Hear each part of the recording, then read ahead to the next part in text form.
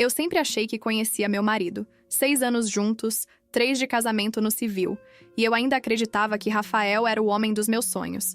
Aquele cara que segurava minha mão durante filmes de terror, que deixava bilhetes grudados no espelho do banheiro dizendo que eu era linda mesmo com o cabelo bagunçado de manhã, que chorou quando prometemos um ao outro que seria para sempre naquela cerimônia simples no cartório. Eu estava errada. Tão dramaticamente, patética e completamente errada que se alguém me contasse essa história, eu diria que era impossível. Que ninguém seria capaz de tamanha crueldade. Que esse tipo de coisa só acontece em novelas mexicanas ruins ou naqueles posts de Reddit que você lê às 3 da manhã e pensa, isso tem que ser fake. Mas não era fake, era a minha vida. E estava acontecendo exatamente agora, enquanto eu estava sentada no chão frio e empoeirado do nosso porão, ouvindo a música do meu casamento religioso tocando lá em cima. Deixa eu voltar um pouco, porque você precisa entender como eu cheguei aqui. Como uma mulher de 32 anos, com um emprego decente como gerente de marketing de uma empresa de cosméticos, com uma família que me ama e amigas que me apoiam, acabou trancada no próprio porão enquanto o marido se casava com outra mulher. Tudo começou 3 meses atrás. Ou talvez tenha começado antes e eu só percebi 3 meses atrás. Rafael começou a ficar estranho. Não estranho de um jeito óbvio, tipo chegar em casa com marca de batom na camisa ou perfume diferente. Não. Ele era mais esperto que isso. Ou pelo menos achava que era. Ele começou a trabalhar até mais tarde. Muito mais tarde. E sempre com desculpas perfeitamente razoáveis. Um cliente importante da firma de advocacia onde trabalhava. Um caso complexo que exigia horas extras. Reuniões que se estendiam. Eu acreditava porque... Bem, por que eu não acreditaria? Éramos felizes. Ou eu pensava que éramos. Então, teve aquele dia em que esqueci minha carteira em casa e voltei no meio da tarde. A casa estava vazia, mas o laptop dele estava aberto na mesa da cozinha. Eu não sou o tipo de pessoa que vasculha as coisas do parceiro. Nunca fui. Mas a tela estava acesa, e quando passei por ela para pegar um copo de água, vi uma conversa aberta, com alguém chamado Amor da Minha Vida, com um emoji de coração. Meu estômago afundou antes mesmo de eu processar o que estava lendo. As mensagens eram de hoje, de 1 hora atrás. Não aguento mais esperar para estar com você de verdade.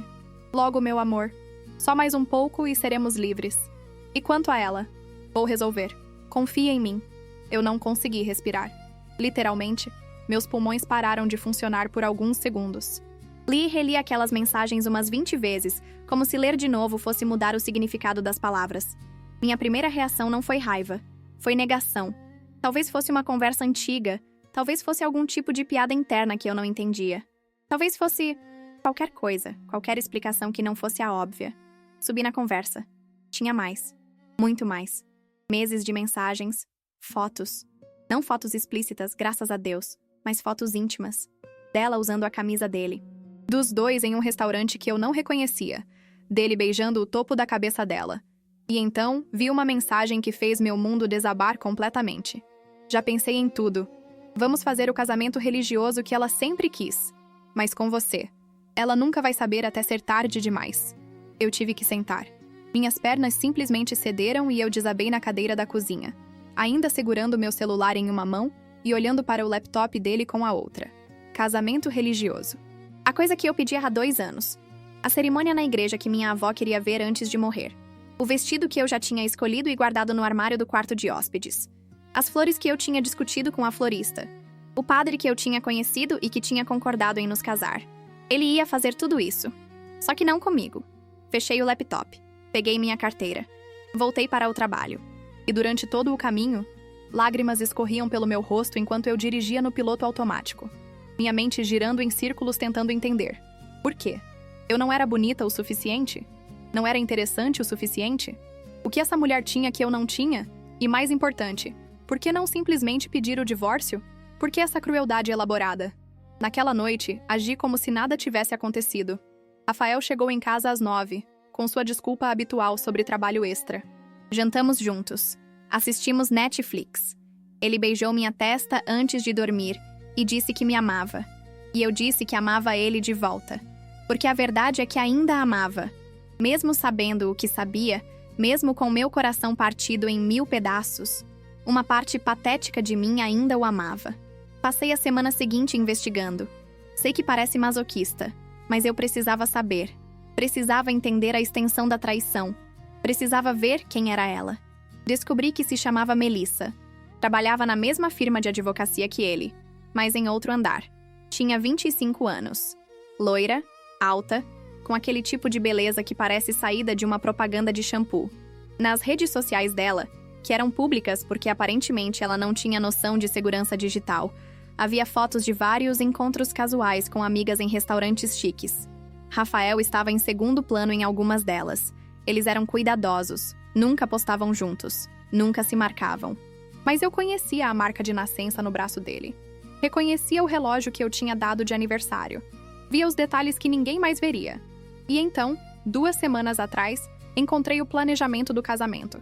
Uma pasta escondida no laptop dele, protegida por senha. Mas a senha era a minha data de aniversário, porque Rafael nunca foi criativo com senhas. Estava tudo lá. O contrato com o buffet, o pedido das flores, a lista de convidados, muitos dos quais eu conhecia, amigos nossos, colegas dele, até alguns parentes distantes da minha família que ele tinha adicionado para fazer parecer legítimo.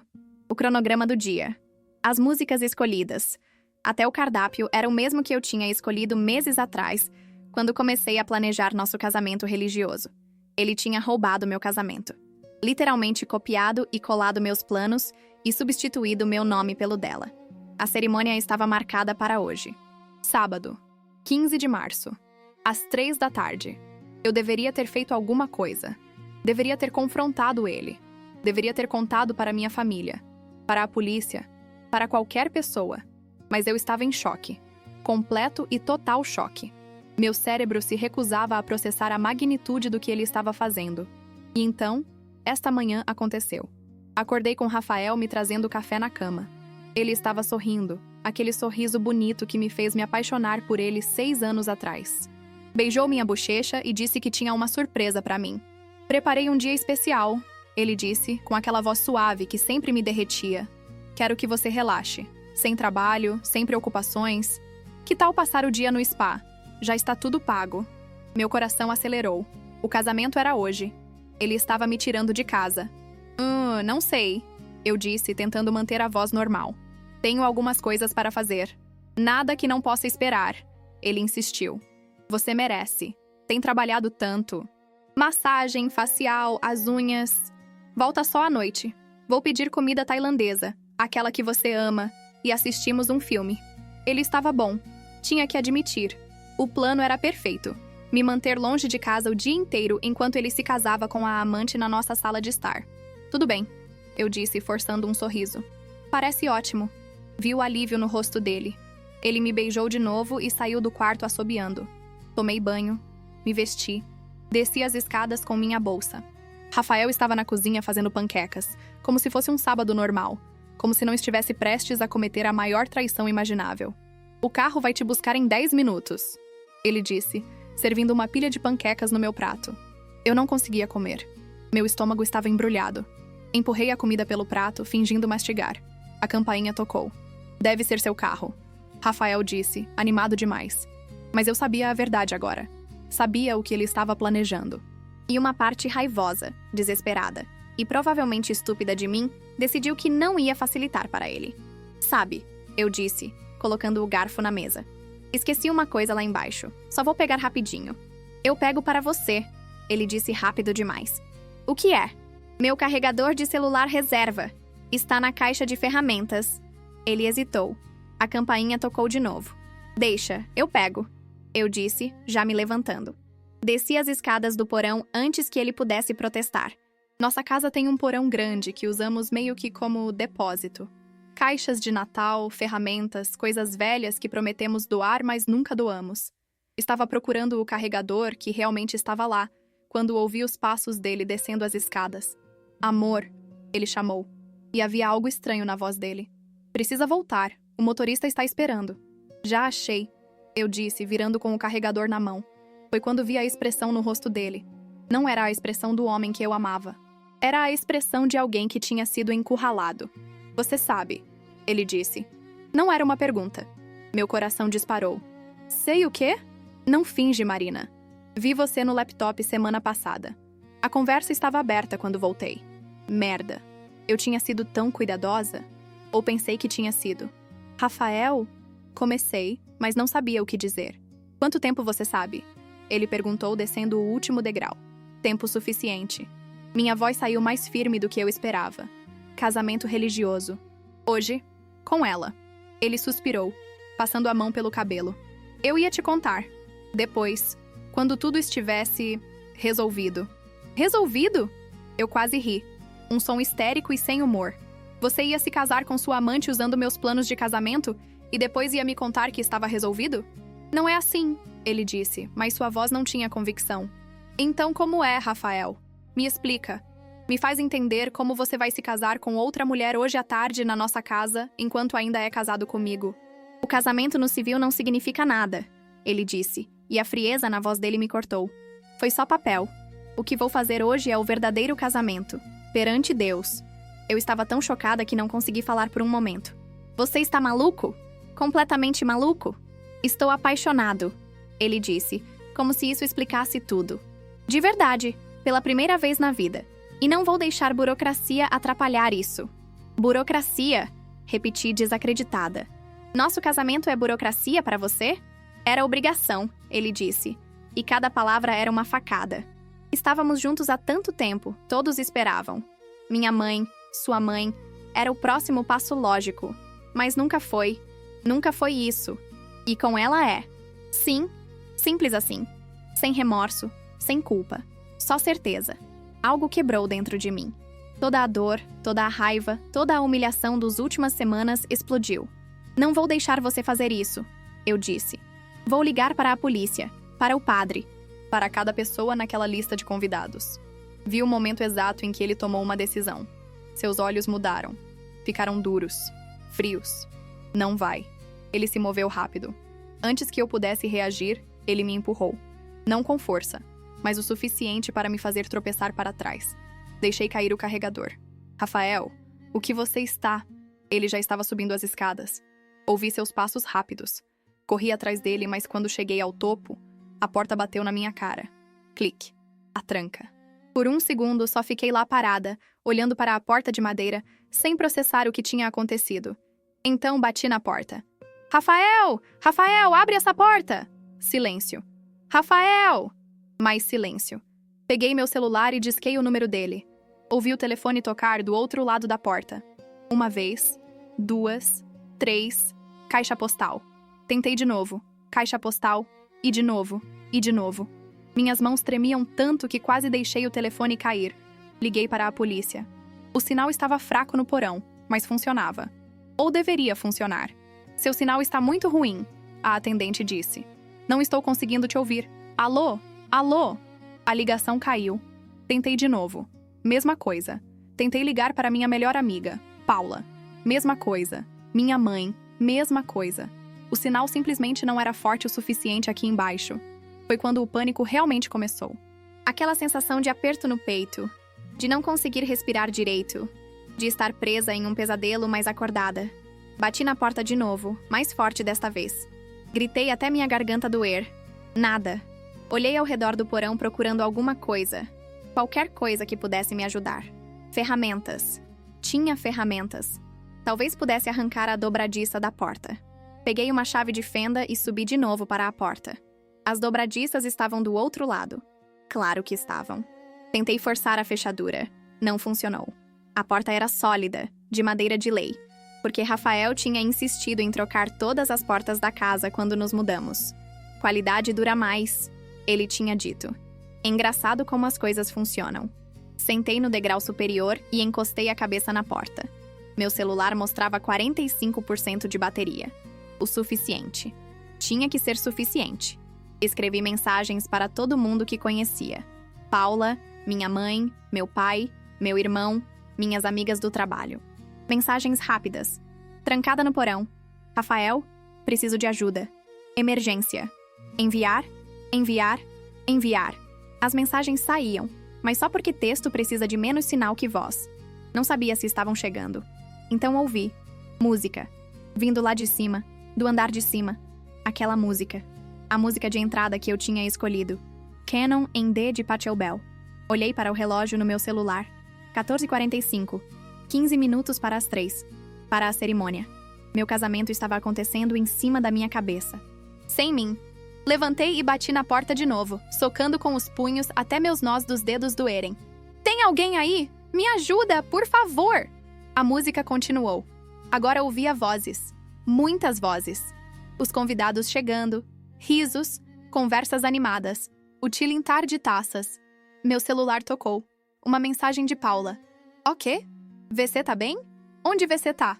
Minhas mãos tremiam tanto que quase não consegui digitar. Casa, porão, trancada. Rafael casando com outra. Socorro. A resposta veio rápida. Que? Já tô indo. Mas Paula mora do outro lado da cidade. Mesmo com trânsito leve, levaria pelo menos 40 minutos. 40 minutos. A cerimônia não levaria nem metade disso. Ouvi a voz do padre. Abafada, mas reconhecível. Padre Augusto, o mesmo padre que tinha me batizado, que tinha ouvido minhas confissões quando eu era criança, que tinha concordado em nos casar porque conhecia minha família há décadas. Ele não sabia? Claro que não sabia. Para ele, eu era a noiva. Rafael tinha usado meu nome em tudo. As pessoas lá em cima achavam que eu era a mulher vestindo meu vestido. Meu vestido. Aquele pensamento me atingiu como um tapa.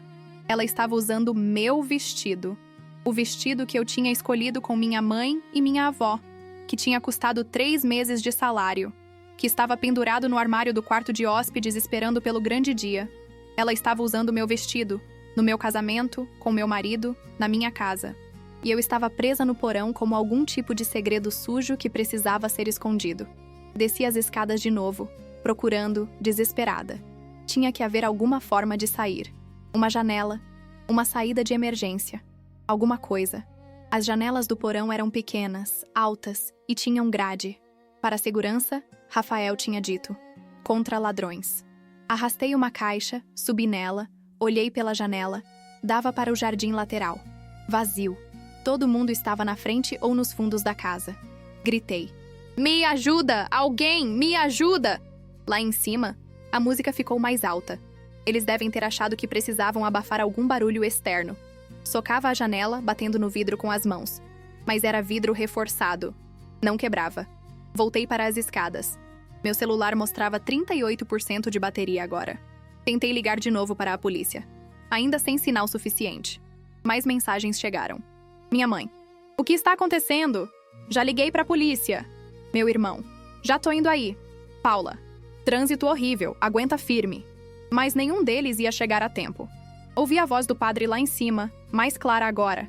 Ele devia estar falando mais alto, no auge da cerimônia. Se alguém souber de algum impedimento para este casamento... Eu sei. Eu queria gritar. Eu sei. Eu sou o impedimento. Eu sou a esposa dele. Mas minha voz não alcançava. Rafael, a voz do padre continuou. Você aceita Melissa como sua legítima esposa, para amá-la e respeitá-la.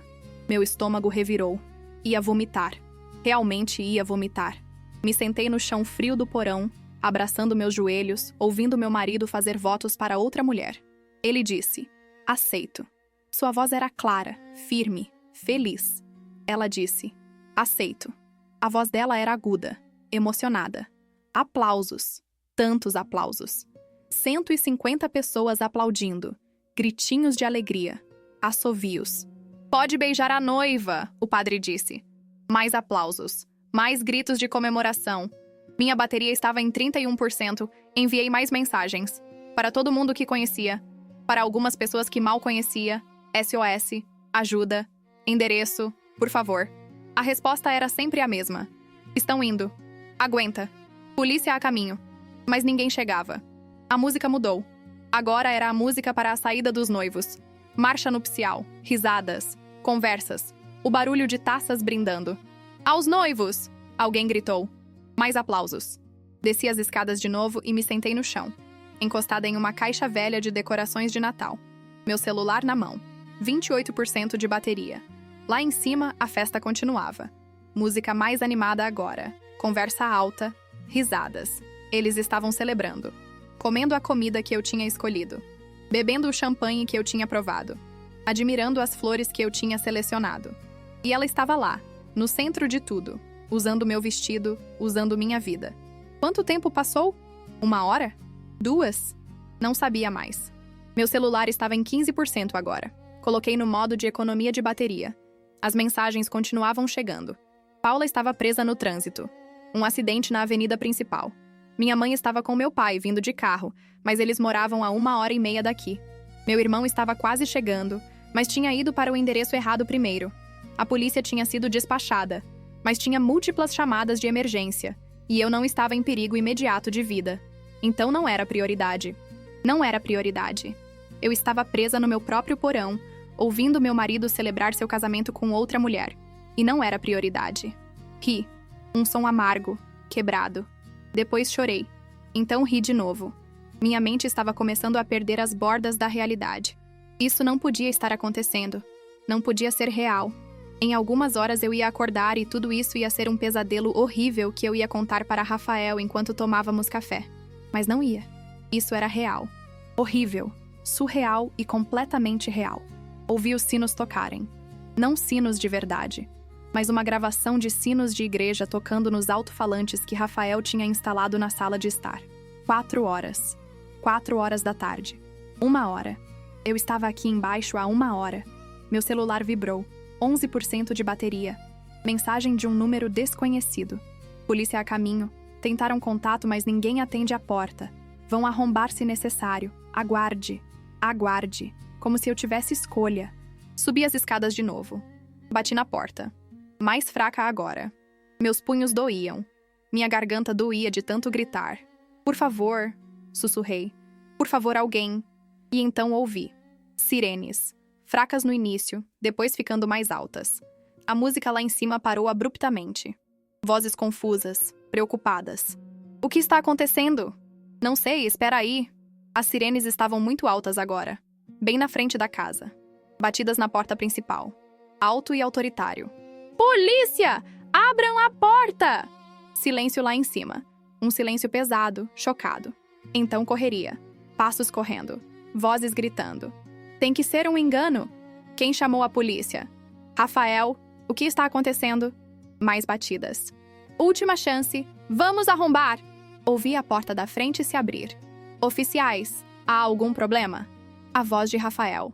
Ainda tentando manter a calma. Ainda tentando controlar a situação. Recebemos múltiplas chamadas sobre uma mulher presa nesta residência. Presa? Não, não há ninguém. Estou aqui! Eu gritei com toda a força que tinha. No porão! Estou presa no porão! Silêncio. Então, caos. Passos correndo. A porta do porão sendo sacudida. Tem alguém aí? Uma voz masculina, autorizada, da polícia. Sim, sim, me tirem daqui. Onde está a chave? O policial perguntou. Eu não sei. Rafael. Sua voz não soava mais confiante. Soava assustada. Encontrem a chave. Mais correria. Vozes confusas dos convidados. Perguntas. Tanto barulho. Então, finalmente, clique. A porta abriu. Luz inundou meus olhos. Tive que piscar várias vezes para me ajustar. Um policial estava lá. Alto, uniformizado, com expressão séria. Senhora, está bem? Meu celular escolheu aquele momento para morrer. 1% para 0%. A tela ficou preta. Olhei para o policial. Depois para trás dele, onde conseguia ver rostos chocados de convidados se amontoando. E lá, no fundo da sala, usando meu vestido de noiva, com um buquê de flores na mão e uma expressão de horror no rosto, estava ela, Melissa. Ao lado dela, pálido como um fantasma, estava Rafael. Estou bem, eu disse para o policial, minha voz saindo rouca. Agora estou bem. Mas não estava, nem de longe, porque agora vinha a parte difícil. Agora vinha explicar para 150 convidados, para a polícia, para o padre, para todo mundo, o que exatamente tinha acabado de acontecer aqui. E olhando nos olhos de Rafael, vendo o pânico, o medo, a realização de que tudo tinha desmoronado, uma parte de mim, uma parte pequena e mesquinha, sentiu uma satisfação amarga. Ele tinha planejado tudo tão perfeitamente, menos uma coisa: o jardineiro. Nosso jardineiro, seu José, que vinha toda quinta-feira de manhã, mas que Rafael tinha pedido para vir hoje, sábado, porque queria o jardim perfeito para o casamento. Seu José que tinha chegado cedo, às 8 da manhã, quando eu já estava presa no porão, mas antes dos convidados começarem a chegar. Seu José, que, ao passar pela janela do porão para pegar a mangueira, tinha me visto. Tinha me visto batendo na janela, desesperada. E que tinha ligado para a polícia. Rafael tinha esquecido dele. No meio de todo o seu planejamento meticuloso, ele tinha esquecido do jardineiro. Às vezes, as coisas mais simples são as que derrubam os planos mais elaborados. O policial me ajudou a subir os últimos degraus. Minhas pernas estavam fracas, trêmulas, como se tivessem esquecido como funcionar depois de 1 hora sentada no escuro. Quando pisei na cozinha, a luz me cegou por 1 segundo. Tudo parecia brilhante demais, nítido demais, real demais. A casa estava cheia de gente. Não exageradamente cheia como aquelas festas de faculdade onde todo mundo fica espremido, mas cheia o suficiente para que cada canto tivesse alguém. E todo mundo estava olhando para mim. Silêncio absoluto. Aquele tipo de silêncio pesado que acontece quando algo muito errado acabou de ser revelado e ninguém sabe como reagir. Eu estava usando jeans e uma blusa simples. Meu cabelo estava bagunçado. Provavelmente tinha poeira do porão grudada em mim. Meu rosto devia estar manchado de lágrimas e rímel. E lá, no meio da sala de estar que tinha sido transformada em um altar improvisado, com arcos de flores brancas e cadeiras dobráveis organizadas em fileiras perfeitas, estava ela, Melissa, usando meu vestido. Era surreal ver outra pessoa usando aquele vestido. A renda delicada nos ombros, o corte princesa que minha avó tinha dito que me fazia parecer uma boneca de porcelana, a cauda longa que eu tinha insistido em ter mesmo minha mãe dizendo que era impraticável. Ela era mais magra que eu. O vestido ficava ligeiramente solto nela. E algo mesquinho dentro de mim ficou satisfeito com isso. Rafael estava ao lado dela, ainda segurando a mão dela, mas seus olhos estavam fixos em mim. E pela primeira vez desde que descobri a traição, vi medo genuíno no rosto dele. O padre Augusto estava entre eles, segurando uma Bíblia, com uma expressão completamente confusa. Marina? Mas eu não entendo. Padre, minha voz saiu mais forte do que eu esperava. O senhor acabou de casar meu marido com a amante dele, enquanto eu estava trancada no porão. O silêncio de alguma forma ficou ainda mais pesado. Seu marido? O padre olhou para Rafael, depois para Melissa, depois de volta para mim. Mas Rafael disse... Ele disse que vocês... Somos casados. Eu disse cada palavra clara e distinta. No civil, há 3 anos. Ele só esqueceu de mencionar isso para o senhor. E o momento em que a compreensão atingiu o padre. Seus olhos se arregalaram. Seu rosto ficou vermelho. Sua mão apertou a Bíblia com tanta força que seus nós dos dedos ficaram brancos. Rafael, ele disse, e havia uma raiva tremenda em sua voz que eu nunca tinha ouvido antes. Você me fez cometer bigamia? Você me enganou para realizar uma cerimônia ilegal? Padre, eu posso explicar. Rafael começou. Explicar? O padre praticamente rugiu.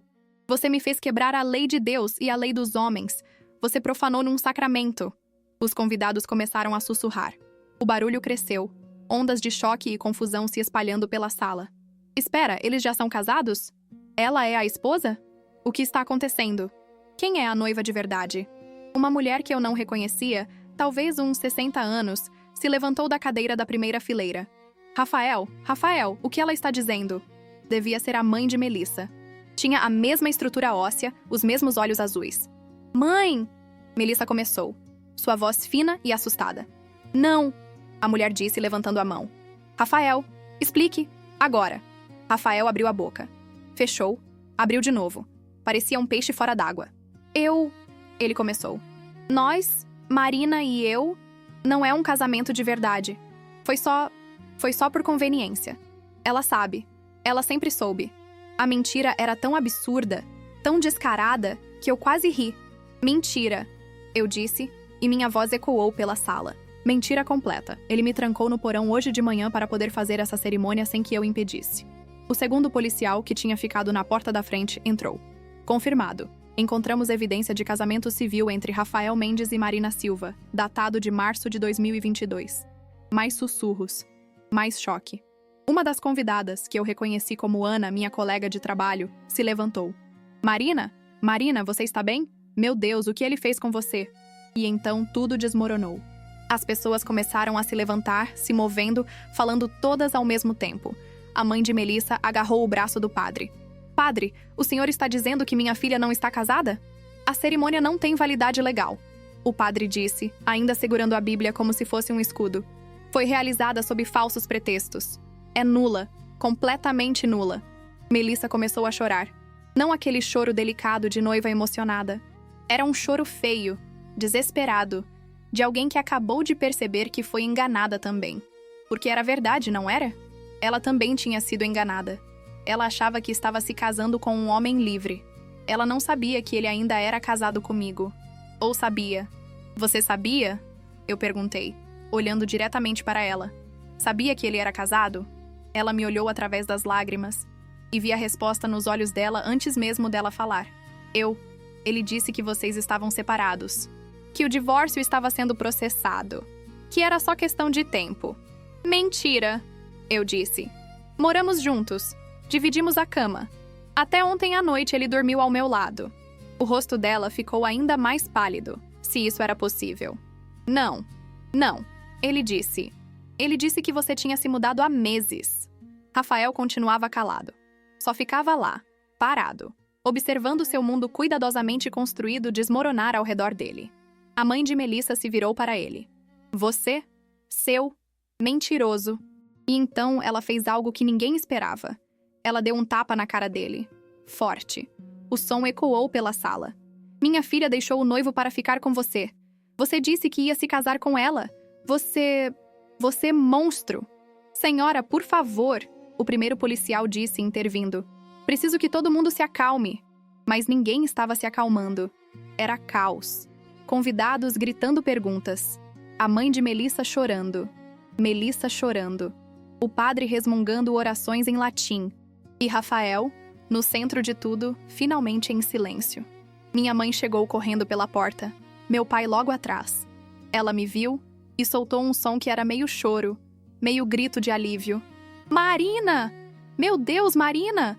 Ela me abraçou tão forte que quase não consegui respirar. Cheirava a perfume dela, aquele mesmo perfume que ela usa desde que eu era criança.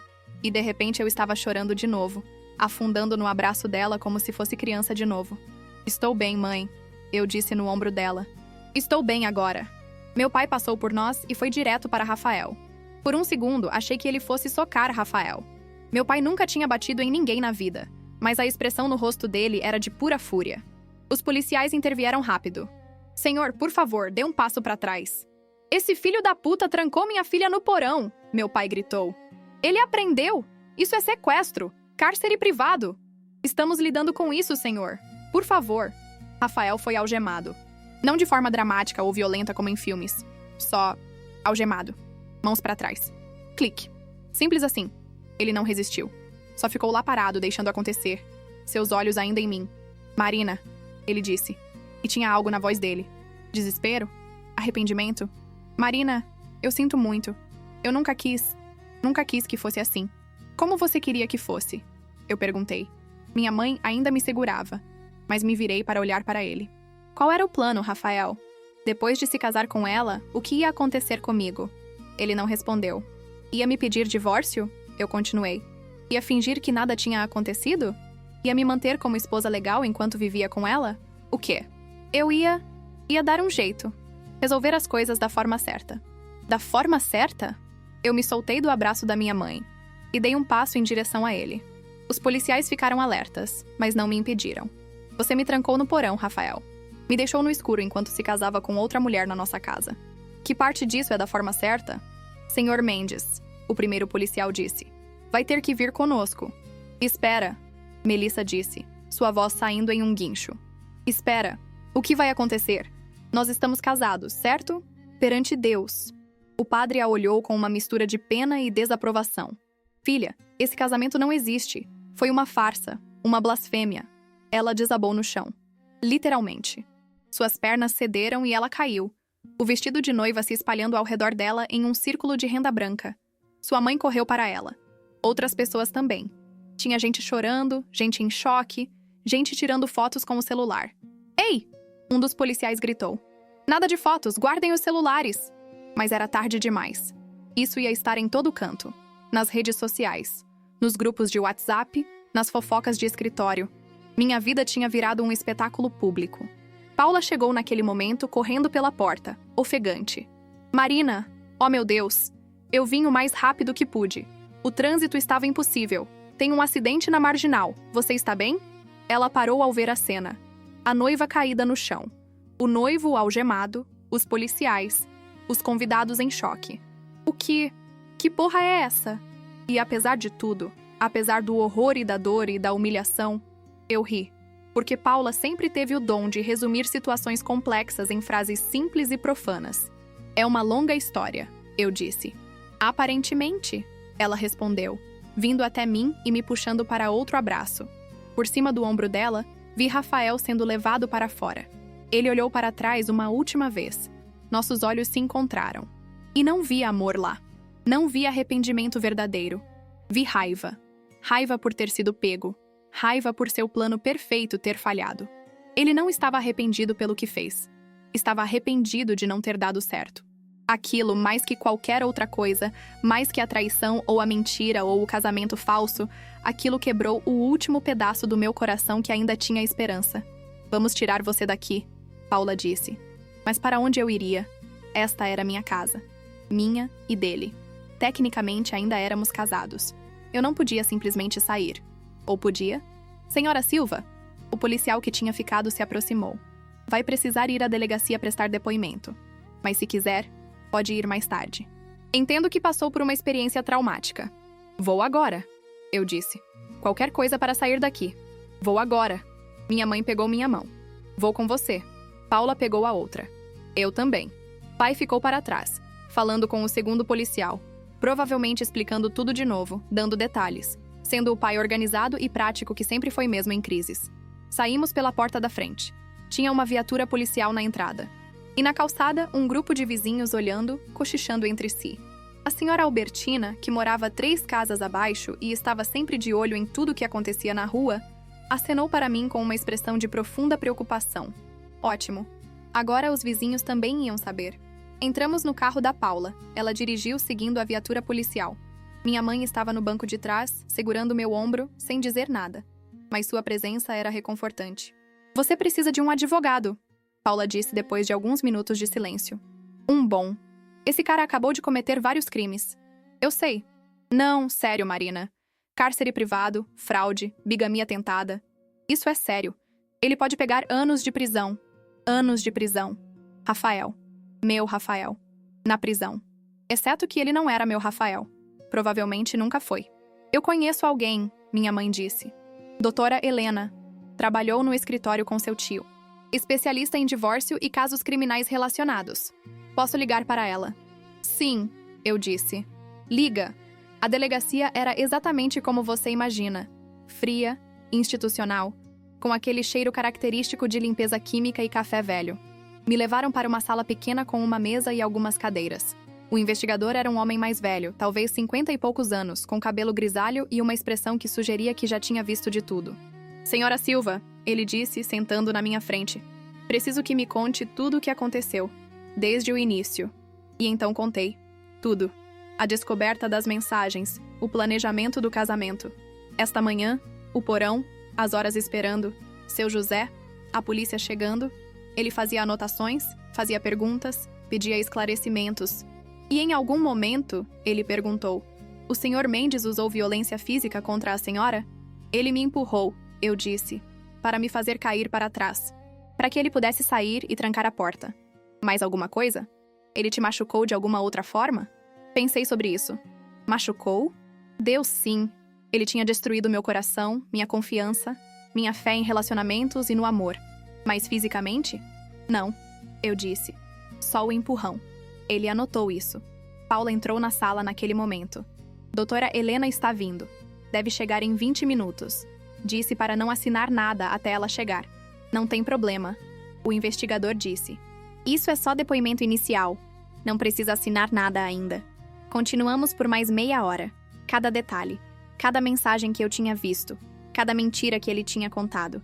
Quando terminamos, eu estava exausta. Completa e totalmente exausta. Como se tivesse corrido uma maratona carregando peso. E a Melissa? Eu perguntei. Ela também vai ser presa? O investigador suspirou. Difícil dizer. Se ela realmente não sabia que ele era casado, pode não ter cometido crime. Mas vamos investigar. Ela não sabia, eu disse. E me surpreendi ao perceber que acreditava nisso. Ele mentiu para ela também. Provavelmente, o investigador concordou. Homens como ele geralmente mentem para todo mundo. Doutora Helena chegou 15 minutos depois. Era uma mulher alta, magra, de cabelos curtos pretos e óculos de armação vermelha. Usava um terno cinza impecável e carregava uma pasta de couro. Marina Silva? Ela disse, estendendo a mão. Helena Rodrigues. Sinto muito pelo que aconteceu com você. Apertei a mão dela. Firme. Profissional. Precisa de um minuto? Ela perguntou, estudando meu rosto. Tive uma hora inteira no porão, eu disse. Minutos eu já tive. Preciso de ação. Ela sorriu. Não um sorriso feliz, mas um sorriso de aprovação. Ótimo. Então vamos trabalhar. Passamos as próximas 2 horas revisando tudo. Ela fazia perguntas afiadas, diretas. Queria datas específicas, evidências, testemunhas. O jardineiro, eu disse. Seu José. Ele me viu pela janela. Foi ele quem chamou a polícia. Vamos precisar do depoimento dele, doutora Helena disse, fazendo anotações. E você tem as mensagens? As que viu no laptop? Não tirei print. Não pensei que fosse precisar. Tudo bem. Vamos requisitar acesso ao laptop. E ao celular dele. Tudo vai estar lá. E quanto ao casamento fake? Paula perguntou. Ela tinha ficado o tempo todo, sentada ao meu lado, me apoiando. Isso não é crime? Bigamia tentada. Fraude. Uso de documentos falsos se ele forjou qualquer assinatura dela. Mais o cárcere privado. Doutora Helena enumerou sem nem olhar para suas anotações. Estamos falando de crimes sérios. Ele pode pegar até 6 anos. 6 anos. Rafael na prisão por 6 anos. E financeiramente? Minha mãe perguntou. Ela tinha chegado há alguns minutos, trazendo um café e um sanduíche que eu não conseguia comer. A casa? As economias? Regime de comunhão parcial de bens? Doutora Helena perguntou. Eu assenti. Então metade de tudo é dela, incluindo a casa. E dependendo das circunstâncias, podemos pedir indenização por danos morais. Substancial. Não quero o dinheiro dele, eu disse. Você vai querer quando precisar reconstruir sua vida. Doutora Helena disse gentilmente. E merece. Pelo que ele fez, você merece cada centavo. Terminamos lá pelas 7 da noite. Estava escuro quando saímos da delegacia. Meu celular, que Paula tinha colocado para carregar no carro, estava explodindo com mensagens. Meu irmão. Quer que eu mate ele? Porque eu mato. Várias amigas do trabalho. OMG, acabei de ver no Instagram. Isso é real? Precisa de alguma coisa? Até algumas pessoas que eu mal conhecia. Vi o que aconteceu, sinto muito. Alguém tinha vazado. Claro que tinha vazado. Com 150 convidados, seria impossível conter. Abri o Instagram. Tinha 5 posts já. Fotos da polícia chegando. De Rafael sendo levado. De Melissa chorando no chão. Uma das hashtags estava começando a viralizar. Noiva do Poral ótimo. Agora eu era viral. Minha humilhação tinha se tornado entretenimento para estranhos na internet. Não olha isso, Paula disse, tirando o celular da minha mão. Sério, não vai te ajudar. Ela estava certa. Mas era como não olhar para um acidente na estrada. Impossível. Para onde eu vou? Eu perguntei. A realidade estava começando a bater. Não posso voltar para aquela casa. Vem para nossa casa. Minha mãe disse imediatamente. Seu quarto ainda está lá. Você fica o tempo que precisar. Ou pode ficar no meu apartamento. Paula ofereceu. Tenho um sofá-cama super confortável. E vinho. Muito vinho. Eu estava tentando decidir quando meu celular tocou. Número desconhecido. Atendi com receio. Alô? Marina Silva? Uma voz feminina que eu não reconhecia. Sim? Aqui é Carla Fernandes, do Jornal da Cidade. Gostaria de fazer algumas perguntas sobre o incidente de hoje. Desliguei. O telefone tocou de novo. Outro número desconhecido. Alô? Oi. Aqui é Rodrigo do Portal de Notícias Metropolitano. Desliguei de novo. Eles já conseguiram meu número.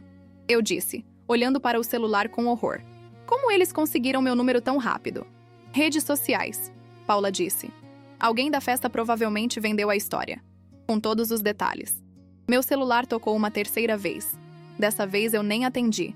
Só coloquei no silencioso e joguei dentro da bolsa. Vamos para casa, minha mãe disse. Agora. Antes que isso fique ainda pior. Como podia ficar pior? Mas ela estava certa. Precisava sair daqui. Fomos para a casa dos meus pais. A casa onde cresci. Com o mesmo papel de parede florido na cozinha que estava lá desde que eu tinha 10 anos. Meu quarto estava exatamente como eu tinha deixado quando saí para morar com Rafael. Pôsteres de bandas que eu costumava amar, livros que eu lia na adolescência, fotos minhas com amigas de escola. Era como voltar no tempo, antes de Rafael. Antes de tudo isso, me joguei na cama e só fiquei lá, olhando para o teto. O mesmo teto que eu olhava quando era adolescente e ficava acordada até tarde pensando sobre meu futuro, sobre quem eu seria, sobre quem eu amaria. Nunca imaginei que seria isso. Minha mãe trouxe comida. Não comi. Paula trouxe vinho. Bebi. Muito. Você precisa dormir, minha mãe disse lá pelas 11. Não vou conseguir. Mas consegui. Eventualmente, a exaustão física e emocional me nocauteou. E dormi um sono pesado, sem sonhos. O tipo de sono que vem depois de trauma. Acordei com meu celular tocando. Luz do sol invadia pela janela. Que horas eram? Peguei o celular. 11h37. Domingo. 53 chamadas perdidas. 212 mensagens não lidas. Merda! Eu sussurrei. Desci as escadas. Minha mãe estava na cozinha fazendo ovos mexidos. Meu pai lia o jornal, mas abaixou quando me viu. Bom dia, filha. Tem algo no jornal? Eu perguntei. Ele hesitou. Prefere não saber? Não, quero saber. Prefiro saber. Ele virou o jornal para mim. Primeira página. Uma foto borrada da polícia na frente da minha casa. A manchete. Advogado preso ao tentar se casar com amante enquanto esposa fica trancada no porão. Logo abaixo, em letras menores. Rafael Mendes, 35, foi preso ontem após tentar realizar cerimônia religiosa com amante enquanto mantinha a esposa em cárcere privado. Caso choca a cidade. Sentei devagar na cadeira. Tem mais, meu pai disse pegando o tablet. Notícias online, vídeos, foi para Trending Topics. Ele me mostrou. Twitter explodindo com noiva do Poral. TikToks de pessoas reagindo à história. Memes. Já tinha memes. Um mostrava uma foto de porão com a legenda: Pó ver, você está perdendo seu próprio casamento. Outro tinha a foto de Rafael. De onde eles tinham tirado essas fotos? Com a legenda: esse cara jogou no nível expert de babaquice. Comentários aos milhares. Alguns me apoiando, alguns questionando se era real, alguns fazendo piadas. Apaga, eu disse, empurrando o tablet de volta. Não quero ver mais. Minha mãe colocou um prato de ovos na minha frente. Você precisa comer. Comi mecanicamente. Não sentia gosto de nada. Meu celular tocou. Doutora Helena. Alô? Marina, bom dia. Como está se sentindo? Como alguém que virou meme na internet. Sim, sobre isso. Precisamos falar sobre exposição na mídia. Estão me ligando para comentários, jornalistas, programas de TV, até alguns podcasts de true crime. Programas de TV? Eu quase engasguei. Isso aconteceu ontem. E é uma história sensacional. Desculpe a franqueza, mas é. E vai ficar maior antes de diminuir. O que eu faço? Você não fala com ninguém sem consultar comigo primeiro. 0 entrevistas, 0 comentários, 0 posts em redes sociais. Entendido? Entendido. Ótimo. Agora para questões legais. Rafael foi solto sob fiança hoje de manhã. Meu coração afundou. Ele está solto? Com restrições. Não pode se aproximar de você. Não pode voltar para a casa. Está com tornozeleira eletrônica. Onde ele está? Não sei. Nem quero que você saiba. Marina, é importante que você não tente contato com ele. Nada. Nem mensagem, nem ligação. Nada. Deixa tudo comigo e com a polícia. Ok. Vou começar os papéis do divórcio amanhã. Emergencial. E vamos processar por danos morais. Isso vai ser fácil considerando que há evidência física de tudo e aproximadamente 150 testemunhas. E a Melissa? O que sobre ela? Ela vai ser processada? Presa? Doutora Helena suspirou. Improvável. A menos que encontremos evidência de que ela sabia que ele era casado. Ela é tecnicamente vítima também. Vítima de fraude. Vítima. A amante era vítima. Isso era tão absurdo que eu quase ri de novo. Ok, eu disse. Obrigada por me atualizar. Descanse hoje. Amanhã começamos a trabalhar de verdade. Desliguei. Paula apareceu na porta da cozinha. Trouxe suas coisas. Minhas coisas? Fui na sua casa. Peguei roupa, seus produtos de higiene, seu laptop. Achei que você ia precisar. Eu ia protestar que ela não precisava, mas estava grata. A ideia de voltar para aquela casa, mesmo só para pegar minhas coisas, me fazia sentir enjoada. Obrigada. Ah, e isso? Ela disse, me entregando uma caixa de sapatos. Achei escondido no fundo do armário dele. Abri a caixa. Cartas. Dezenas de cartas. Todas de Melissa para Rafael. Peguei uma e li. Meu amor, não aguento mais esperar. Quando vamos poder estar juntos de verdade? Quando você vai se livrar dela? Se livrar de mim. Como se eu fosse um problema a ser resolvido. Uma inconveniência. Tem mais, Paula disse. Joias. Ele tinha comprado joias para ela. Caras. Tem um colar de diamante que deve ter custado uns 20 mil. 20 mil. Em um colar. Para a amante. Enquanto ele dizia que não podíamos reformar a cozinha porque precisávamos economizar. Guarda isso, eu disse. Tudo. Pode ser evidência. O resto do domingo passou em um borrão. Pessoas ligando, mensagens chegando. A campainha da casa dos meus pais tocando porque amigos e familiares queriam ver se eu estava bem. Meu irmão Lucas apareceu no meio da tarde. Ele é 2 anos mais novo que eu e sempre foi protetor. Quando me viu, seus olhos encheram de lágrimas. Mana! Ele disse, me puxando para um abraço. Eu mato ele! Juro por Deus que mato! Não mata! Eu disse, meio rindo, meio chorando. Não quero visitar você na cadeia também. Ele merece. Merece. Mas você não merece estragar sua vida por causa dele. Ficamos abraçados por um longo tempo. Sempre achei ele meio falso, Lucas disse. Sempre teve algo que não batia. Mas você parecia feliz, então... Eu era feliz, eu disse. Ou achava que era. Engraçado como a gente pode se enganar. Paula dormiu lá naquela noite, no quarto de hóspedes ao lado do meu. Como nos velhos tempos, quando a gente tinha 17 anos e fazia slumber parties. Exceto que agora tínhamos 30 e poucos anos e estávamos lidando com traição, crimes e viralização na internet. Posso perguntar uma coisa? Paula disse no escuro. Era quase meia-noite e nenhuma de nós estava conseguindo dormir. Claro, você ainda ama ele. Fiquei em silêncio por um longo tempo, porque a resposta era complicada. Não sei, eu finalmente disse. Amo a pessoa que eu achava que ele era. Mas essa pessoa nunca existiu? Então como eu posso amar alguém que nunca foi real? Isso é bem filosófico para quase meia-noite. É bem filosófico para qualquer hora, eu disse. Mas é verdade. O Rafael que eu amava nunca existiu. Era só uma máscara. E embaixo da máscara tinha... isso. Um cara capaz de trancar a própria esposa no porão. Ele é um psicopata. Talvez. Ou talvez seja só um cara egoísta que queria ter tudo. A esposa estável em casa e a amante excitante do lado. E quando percebeu que não podia ter os dois, escolheu a excitação. Você está sendo muito racional sobre isso. Estou em choque, eu admiti. Tudo isso ainda não parece real. Sinto como se fosse acordar amanhã e descobrir que foi um pesadelo horrível. Mas não foi. Segunda-feira chegou e, com ela, mais caos. Meu chefe ligou cedo. Marina, vi as notícias. Tome o tempo que precisar. Semanas, meses, o que for necessário. Obrigada. E se precisar de qualquer coisa, recursos de saúde mental, ajuda legal através da empresa, só me avisa. Depois foi RH ligando para oferecer sessões de terapia pagas pela empresa.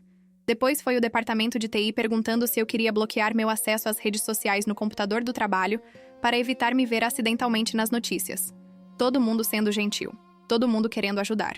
E de alguma forma isso tornava tudo pior, porque significava que era real, que tinha realmente acontecido, que eu era realmente a mulher que tinha sido trancada no porão. Doutora Helena ligou às 10. Temos uma audiência marcada para quarta-feira. Medida protetiva. Vamos garantir que ele não possa se aproximar de você. Ele já tem restrições. Isso é mais. Isso é um juiz dizendo oficialmente que ele não pode nem respirar na sua direção. E vamos pedir posse temporária exclusiva da casa. Da casa? É sua casa também. Você tem direito de estar lá. Ele não. Não depois do que fez. A casa. Nossa casa. Que de repente não parecia mais minha. Não depois de ter sido o cenário do casamento falso dele. Não sei se quero morar lá. Eu disse. Não precisa decidir agora. Mas é seu direito. E podemos vender eventualmente e dividir o dinheiro. Mas primeiro precisamos te garantir a posse. Ok. Ah, e Marina. Rafael está querendo falar com você. Meu coração parou. O quê? Através do advogado dele. Diz que quer explicar, pedir desculpas, conversar. Não. Ótimo. É exatamente o que eu queria ouvir. Não fala com ele, sobre nada. Qualquer comunicação passa por mim. Passamos o resto da semana em preparação. Reuniões com doutora Helena. Depoimentos adicionais. Documentação de tudo. Seu José, o jardineiro, deu seu depoimento. Ele tinha me visto pela janela do porão batendo e gritando. Tinha imediatamente ligado para a polícia. Não tinha esperado. Não tinha duvidado. Só tinha agido. Como posso agradecer? Eu perguntei quando finalmente consegui falar com ele. Ele era um homem simples, talvez 60 anos, com mãos calejadas de décadas de trabalho. Não precisa me agradecer, dona Marina. Fiz o que qualquer pessoa decente faria. Mas ele estava errado. Porque 150 pessoas estavam lá em cima, celebrando, e nenhuma delas pensou em verificar se eu estava realmente por livre e espontânea vontade ausente do casamento. Quarta-feira chegou. A audiência. Rafael estava lá, no outro lado da sala, com um terno cinza que eu não reconhecia. Devia ser novo. Ou talvez fosse velho e eu nunca tinha prestado atenção. Ele tentou fazer contato visual comigo. Eu olhei para frente. O juiz era uma mulher de uns 50 anos com uma expressão severa. Ela leu o caso. Olhou para Rafael por cima dos óculos. Senhor Mendes, ela disse, e sua voz era gelada. Raramente vejo casos tão flagrantes de crueldade conjugal. Estou concedendo a medida protetiva conforme solicitado. O senhor não deve se aproximar a menos de 100 metros da senhora Silva. Não deve contatá-la por qualquer meio. Não deve ir à residência compartilhada. Ela continuou falando. Termos legais. Consequências de violação. Mas eu parei de ouvir. Porque Rafael estava chorando. Não muito. Só lágrimas silenciosas descendo pelo rosto dele. E uma parte de mim, aquela parte estúpida que ainda o amava, ainda queria confortá-lo. Mas a parte maior, a parte que tinha passado 4 horas trancada no escuro, essa parte não sentiu nada. Saímos da corte. Fotógrafos na porta. Câmeras piscando, perguntas sendo gritadas. Marina, como se sente? Vai perdoar seu marido? É verdade que ele gastou 50 mil no casamento fake? Doutora Helena me guiou através da multidão. Sem comentários. Sem comentários. Entramos no carro dela e saímos dali. Vai ficar assim? Eu perguntei. Essa loucura de mídia? Por algumas semanas, sim. Depois vão achar outra história. Mas por agora, você é a notícia. Ótimo. Sempre quis ser famosa. Só que não assim. Ela me deixou de volta na casa dos meus pais. Descansa. Amanhã vamos falar sobre próximos passos. Mas mal entrei pela porta, meu celular tocou. Minha chefe. Marina, sinto muito ligar, mas precisamos conversar. Meu estômago afundou. Vou ser demitida? O quê? Não, Deus não, mas a empresa está recebendo ligações. Imprensa querendo comentários e alguns clientes... Bem, estão sendo difíceis. Difíceis como? Um deles perguntou se você estava mentalmente estável o suficiente para gerenciar a conta deles. Eu obviamente disse que sim, e que isso era totalmente inapropriado, mas minha vida pessoal está afetando meu trabalho. Temporariamente. Olha, por que não tira umas 2 semanas? Remuneradas. Deixa a poeira baixar. Depois você volta e tudo vai estar normal. Normal. Como se alguma coisa fosse ser normal de novo. Ok, eu disse. Obrigada. E Marina, isso não é sua culpa. Nada disso é sua culpa, tá? Depois que desliguei, chorei. Porque ela estava certa. Não era minha culpa. Mas eu ainda me sentia culpada de alguma forma. Como se tivesse falhado. Como se tivesse perdido meu marido porque não fui boa o suficiente. Paula apareceu naquela tarde com sorvete e mais vinho. A gente se sentou no quarto e fez exatamente o que fazíamos na adolescência, quando algum menino quebrava nosso coração. Comeu sorvete. Bebeu vinho. Falou mal do cara. Exceto que desta vez o cara não era só um namorado idiota do ensino médio. Era meu marido. E o que ele fez não foi só terminar comigo. Foi... bem, tudo isso. Sabe o que mais me deixa puta? Paula disse, já na 3ª taça de vinho. É que ele achou que ia dar certo. Tipo, genuinamente achou que podia fazer isso e sair impune. A arrogância, eu concordei. É impressionante. E a Melissa, ela realmente não sabia? Acho que não. Ela parecia tão chocada quanto todo mundo. Ela foi idiota, então. Quem não pesquisa o cara com quem está se relacionando hoje em dia? Ela tinha um ponto. Uma pesquisa rápida no Google teria mostrado fotos de mim e Rafael juntos. Nosso casamento no civil estava registrado. Não era segredo. A menos que ela simplesmente não quisesse saber. Às vezes as pessoas não procuram a verdade porque têm medo do que vão encontrar. Você acha, eu disse devagar, que alguma parte dela suspeitava? Provavelmente, Paula disse. Mas quando você está apaixonada, é fácil ignorar red flags. Tipo quando eu namorei aquele cara que trabalhava com importação e exportação. Que na verdade era tráfico de eletrônicos roubados. Exatamente. Eu devia ter desconfiado quando ele sempre pagava tudo em dinheiro e nunca me levava para conhecer a família. Mas estava apaixonada. Então ignorei. Pelo menos você descobriu antes de casar com ele. Verdade, e antes dele te trancar em algum lugar. Rimos. Foi bom rir. Mesmo que fosse sobre algo horrível. Meu celular vibrou. Mensagem de um número que eu não tinha salvo, mas reconhecia. Era dela. Melissa. Marina, preciso falar com você. Por favor. Sei que não tenho direito, mas por favor. Mostrei para Paula. Bloqueia, ela disse imediatamente. Talvez ela realmente queira pedir desculpas. E daí? Ela fodeu com seu marido. Usou seu vestido. Não merece suas desculpas ou sua atenção. Paula estava certa. Mas ainda assim, uma parte de mim estava curiosa. O que ela poderia possivelmente dizer? Não respondi. Mas também não bloqueei. Outra mensagem veio 10 minutos depois. Eu não sabia. Juro que não sabia. Ele me disse que vocês estavam divorciados. Que você tinha saído de casa. Que estava tudo resolvido. E depois outra. Eu nunca teria feito isso se soubesse a verdade. Nunca. Você tem que acreditar em mim. Será que acreditava? Não sabia. Não responde. Paula disse vendo minha expressão. Sério, não vale a pena. Ela provavelmente estava certa. Quinta-feira. Dia seguinte. Doutora Helena ligou com novidades. O caso dele está ficando mais complicado. A firma de advocacia onde ele trabalha o demitiu. Perda de reputação. E aparentemente não era a primeira vez que ele mentia sobre coisas importantes. Como assim? Uma das paralegais lá deu entrevista dizendo que ele tinha histórico de manipular documentos. Nada ilegal o suficiente para ser pego, mas antiético. A firma estava de olho nele há meses. Rafael. Meu Rafael ético, honesto, que sempre falava sobre integridade e fazer a coisa certa. Era tudo mentira. Até isso. E tem mais, doutora Helena continuou. Encontramos mais contas bancárias, escondidas. Ele estava desviando dinheiro do fundo comum de vocês há 2 anos. 2 anos. 2 anos planejando isso. Talvez até mais. Não foi um erro. Não foi um momento de fraqueza. Foi deliberado, planejado, executado meticulosamente. Quanto? Eu perguntei. Minha voz saindo plana. Aproximadamente 85 mil reais. Eu tinha que sentar. 85 mil. Dinheiro que deveria ser nosso. Que ele tinha roubado. Sistematicamente. Vamos recuperar, doutora Helena prometeu. Tudo. E mais. O juiz não vai ser gentil com ele. Depois que desliguei, só fiquei sentada por um tempo. Processando. Tentando processar. Como você processa que a pessoa com quem dividiu sua vida por 6 anos era capaz disso?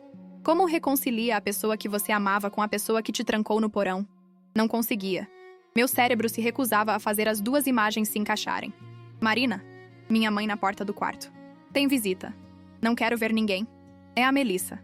Meu coração parou. O quê? Ela está na porta. Sozinha. Quer falar com você? Manda ela embora. Eu mandaria, minha mãe disse. Mas ela está chorando na calçada. Os vizinhos estão olhando. Claro que estão.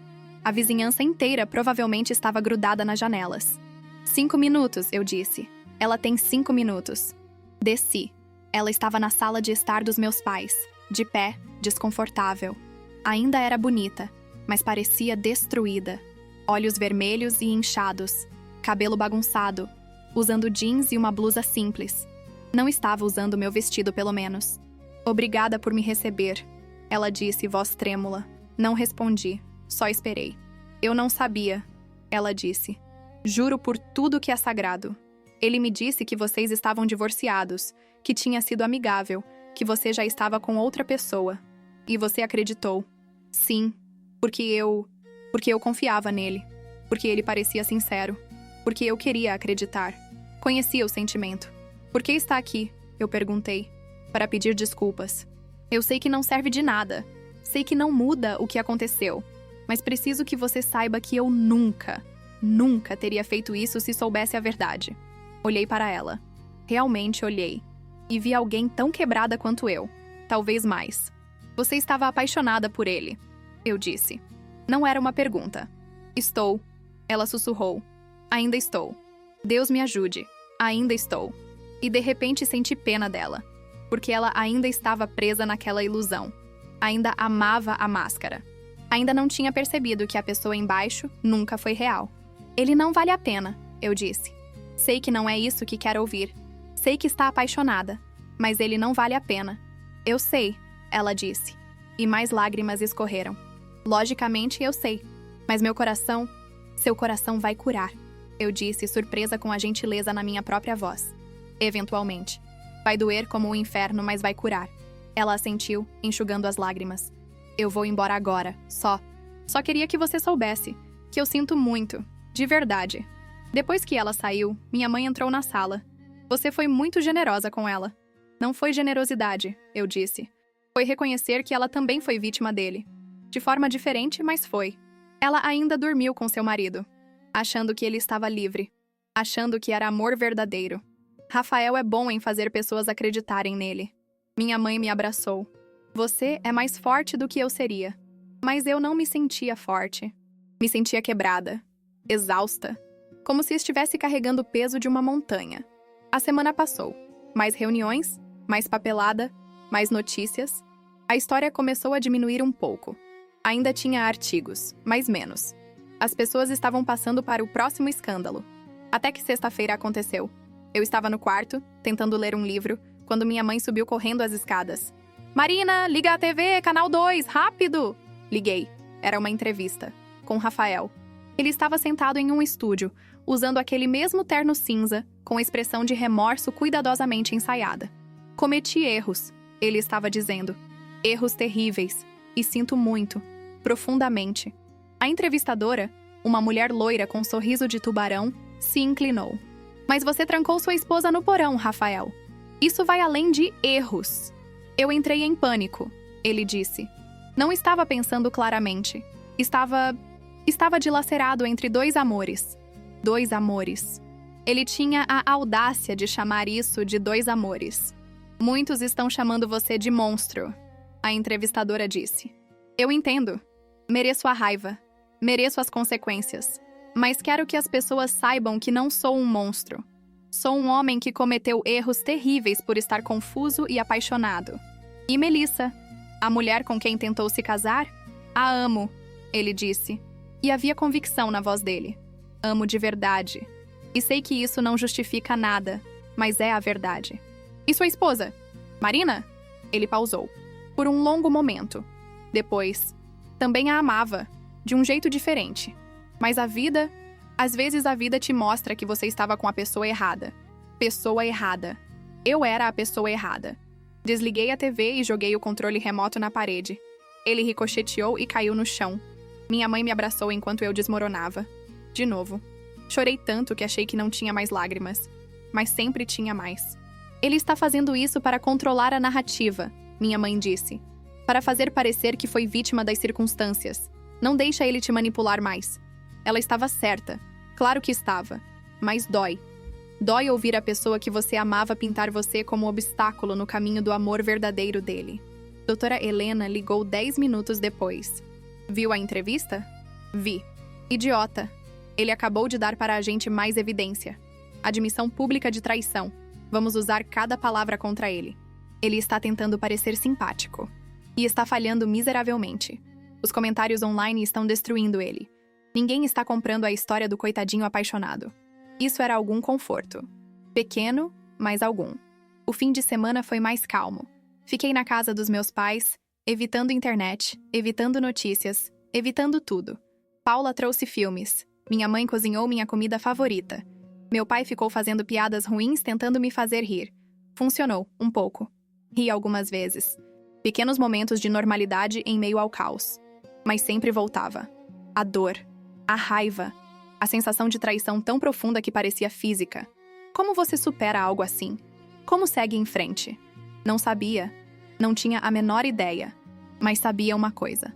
Não ia deixar isso me destruir. Rafael tinha tirado muita coisa de mim. Meu casamento, minha confiança, minha paz. Mas não ia tirar meu futuro. Eu ia sobreviver isso. Ia me recuperar. Ia reconstruir. Não sabia como ainda. Mas ia descobrir. Segunda-feira de novo. Uma semana desde o incidente. Decidi voltar para a casa. Nossa casa. Minha casa agora, tecnicamente, já que Rafael não podia entrar. Paula se ofereceu para ir comigo. Minha mãe também. Mas recusei. Preciso fazer isso sozinha. Era estranho entrar pela porta da frente sabendo que Rafael não estava lá. Nunca ia estar lá de novo. A casa estava bagunçada. Restos do casamento fake por todo lado. Cadeiras ainda organizadas. Arcos de flores murchando. pratos e taças espalhados. A faxineira tinha tido medo de mexer em qualquer coisa, aparentemente. Pensou que poderia ser evidência. Caminhei pela sala. Cada passo parecia pesado. Cada objeto tinha memórias. O sofá onde a gente assistia a TV, a mesa onde jantávamos, as fotos na parede de nós dois sorrindo, fingindo ser felizes. Ou eu fingindo. Talvez ele sempre soubesse que estava fingindo. Subi as escadas. Nosso quarto. A cama ainda estava desarrumada de sábado de manhã. As cobertas jogadas de lado. O travesseiro dele ainda tinha a marca da cabeça dele. Entrei no closet. Metade das roupas dele tinha sumido. Ele devia ter vindo pegar quando eu não estava. Ou mandado alguém. Bom, menos coisas dele para olhar. O quarto de hóspedes. Onde o vestido estava guardado. Não estava mais. Claro que não estava. Melissa tinha usado. Me perguntei o que ela fez com ele depois. Queimou? Jogou fora? Estava guardado em algum lugar como lembrança de um casamento que nunca existiu? Desci para o porão. A porta estava aberta. Fui descendo as escadas devagar. Tudo ainda estava como eu tinha deixado. A caixa onde sentei. O carregador que deixei cair. A janela pequena pela qual gritei. Fiquei lá por 1 minuto. Só ficando. Processando. Isso tinha acontecido aqui. Neste lugar. Eu tinha sido presa aqui. Meu celular tocou, me tirando dos pensamentos. Doutora Helena. Marina, boas notícias. O juiz concedeu posse exclusiva da casa para você. Rafael tem até o fim do mês para remover seus pertences pessoais, sob supervisão. Ok. E a promotoria decidiu prosseguir com acusações criminais. Cárcere privado e tentativa de bigamia. Se ele for condenado, está olhando para 2 a 4 anos. 2 a 4 anos.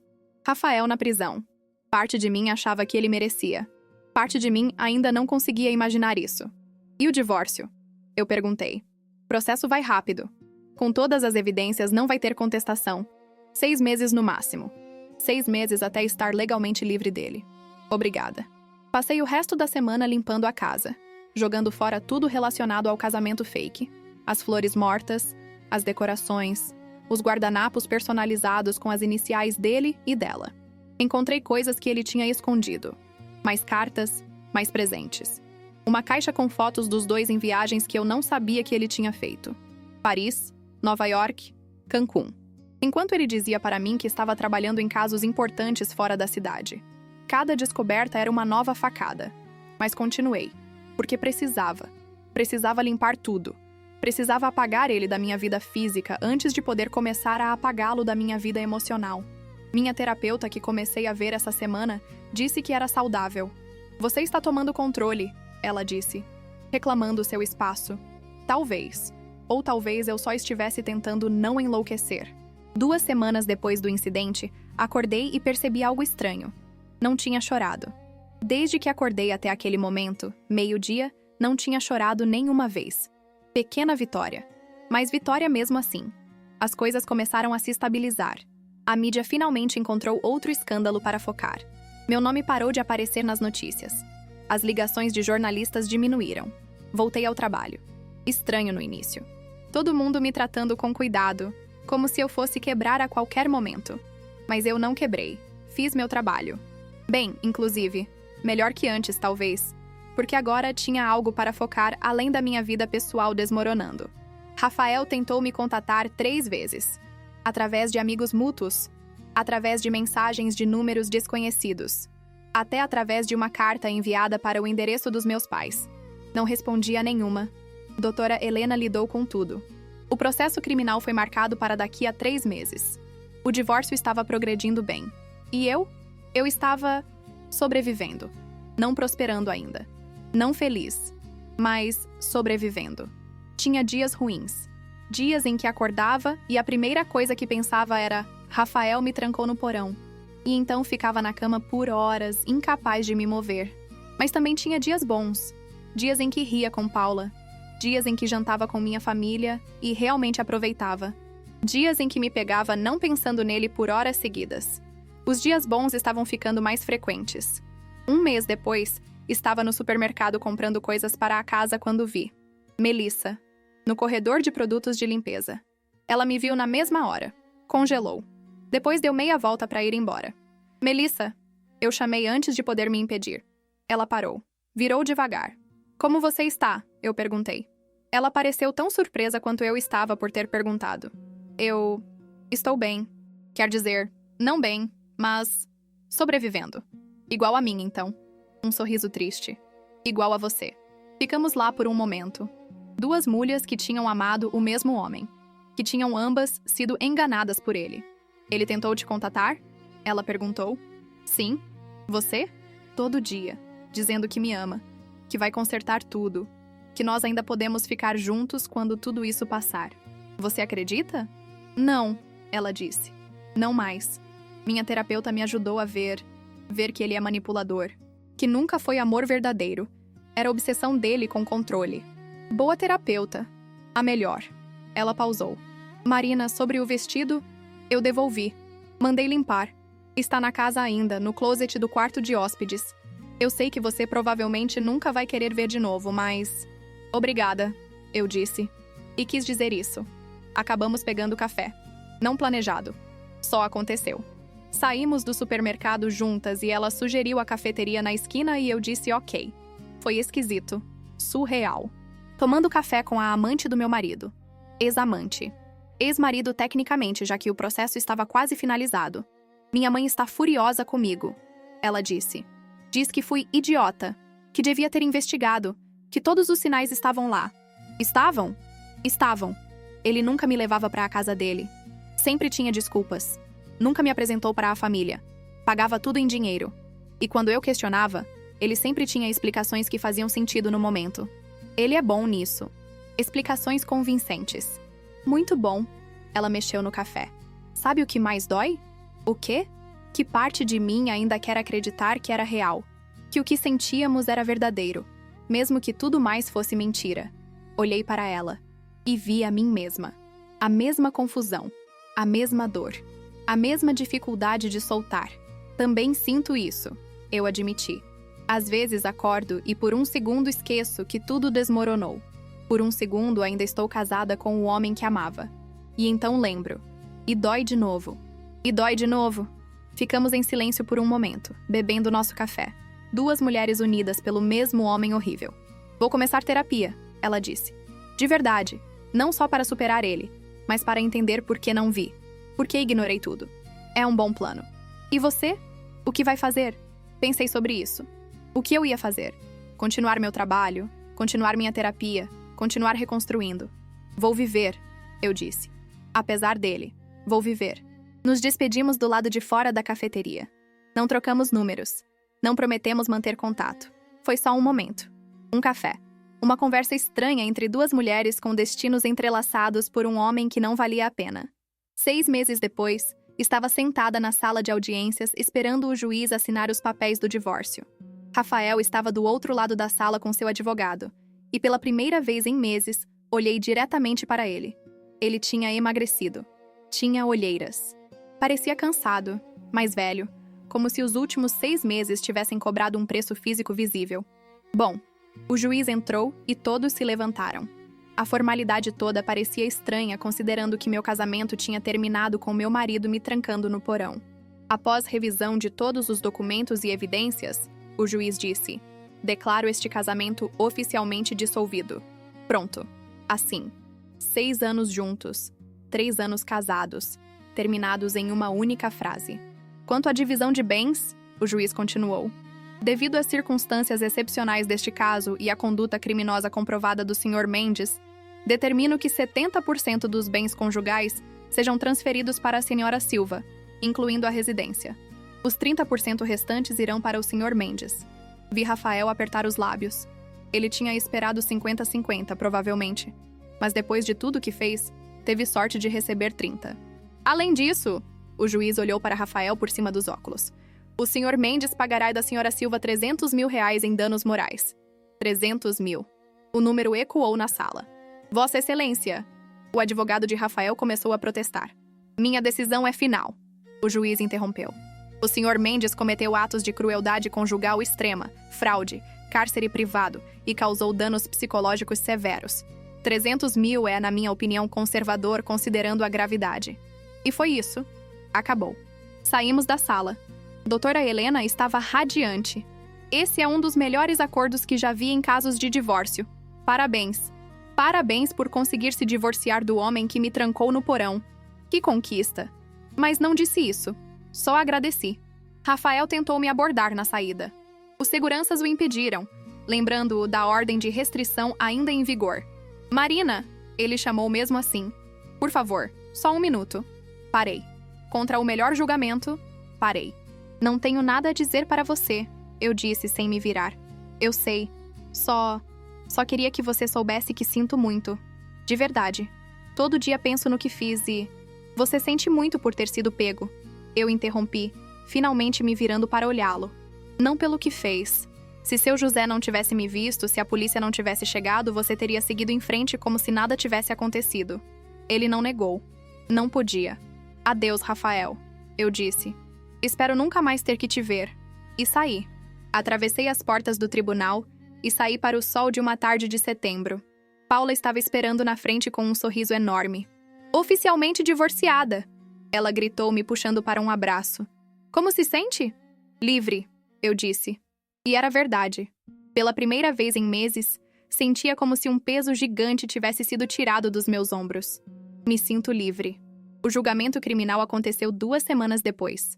Rafael foi condenado a 3 anos de prisão por cárcere privado e tentativa de fraude. Com bom comportamento, cumpriria 2. Não fui ao julgamento. Não precisava estar lá. Meu depoimento já tinha sido dado, documentado, registrado. Doutora Helena me ligou com a notícia. Justiça foi feita, ela disse. Justiça. Palavra estranha. Rafael ia para a prisão. Eu tinha minha vida de volta. E ainda assim não parecia justo. Nada apagava o que tinha acontecido. Nada devolvia o tempo perdido ou consertava a confiança quebrada. Mas era o melhor que podíamos ter. Fechamento, pelo menos. Vendi a casa 3 meses depois. Não conseguia mais morar lá. Cada cômodo tinha memórias. E o porão... Bem, nunca mais consegui descer aquelas escadas sem sentir o coração acelerar. Comprei um apartamento pequeno perto do trabalho. Moderno, minimalista, completamente meu. Sem história. Sem fantasmas. Paula me ajudou a decorar. Minha mãe trouxe plantas. Meu irmão Lucas instalou prateleiras. Era um recomeço. De verdade. O trabalho ia bem. Tinha sido promovida, na verdade. Minha chefe disse que eu tinha mostrado resiliência extraordinária e que a empresa valorizava isso. A terapia continuava. Toda semana, sem falta. Estava aprendendo a confiar de novo. Devagar, mas aprendendo. Não estava namorando. Nem perto de estar pronta para isso. Mas estava bem sozinha. Aprendendo a gostar da minha própria companhia. Redescobrindo quem eu era fora de um relacionamento. 1 ano depois do incidente, no aniversário exato daquele dia horrível, acordei e tomei uma decisão. Ia voltar ao porão. Não o porão da casa antiga, aquela tinha sido vendida. Mas ia enfrentar meu medo de espaços fechados que tinha desenvolvido desde então. Paula foi comigo a uma sala de escape. Parecia bobagem, talvez. Ou terapêutica. Tem certeza? Ela perguntou enquanto estacionávamos. Não, eu disse honestamente. Mas preciso fazer isso. A sala era temática de mistério de assassinato. Nos trancaram dentro com pistas para resolver.